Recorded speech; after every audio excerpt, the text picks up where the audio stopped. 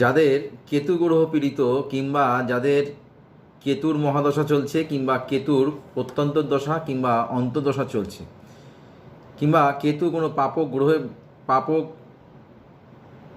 যোগ সৃষ্টি করেছে, তাহলে অবশ্যই এই উপচারটি আপনার জন্য।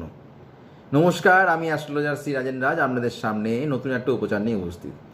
শনিবার দিন যাদের কেতু গ্রহ পীড়িত, যাদের কেতু কিংবা রবির সঙ্গে বসে আছে কিংবা দোষ সৃষ্টি করেছে, তাহলে অবশ্যই আপনারা এই উপচারটি করবেন। শনিবার করে আপনারা নিম গাছের গোড়ায় জল দেবেন, নিম পাতা শনিবার করে আহার করবেন। যে কোনো তিক্ত খাবার অর্থাৎ উচ্ছে,